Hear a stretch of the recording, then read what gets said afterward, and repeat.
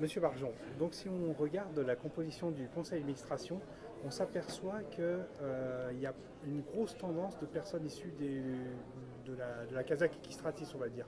Est-ce que c'est pas gênant pour la suite des opérations? Ben écoutez, moi je vous dirais d'abord qu'il n'y avait que 10 candidats au conseil d'administration et que sur ces 10, 8 ont été retenus puisqu'il y avait que 8 places. Et Ouais. dans ces 8 places, il y a deux personnes qui n'ont pas été élues. Monsieur Planquel qui était, Ouais. j'ai envie de dire, côté Monsieur Savinel, Ouais. et Monsieur Goes qui était de notre équipe. Donc quelque part, il n'y a eu que 10 candidats.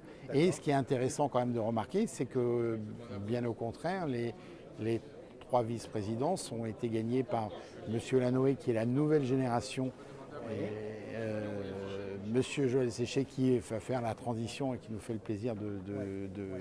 d'accepter de faire cette transition. Ouais. Et puis Franck Pellereau de notre équipe. Donc en vice-présidence, Franck Pellereau Ouais. de notre équipe et deux vice-présidents de l'équipe Savinel. Mais j'ai envie de dire que c'est un vieux discours. Ouais. La campagne est complètement terminée Ouais. et vouloir faire cette segmentation, c'est Ouais. à mon sens non pas une erreur, mais Ouais. on est post-date, quoi. Donc là, on D'accord. parle du passé et maintenant, dans le futur, nous avons 3 vice-présidents Mhm. et nous avons toute une équipe d'administrateurs. Donc on fait un reset du passé.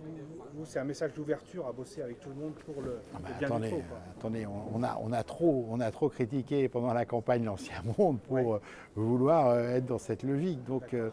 évidemment, les élections ont parlé, évidemment, toutes ces personnes sont élues et évidemment, leur envie est la même que nous, c'est-à-dire de partager une méthode et obtenir un résultat pour toutes et pour tous. Merci, Monsieur Barjon.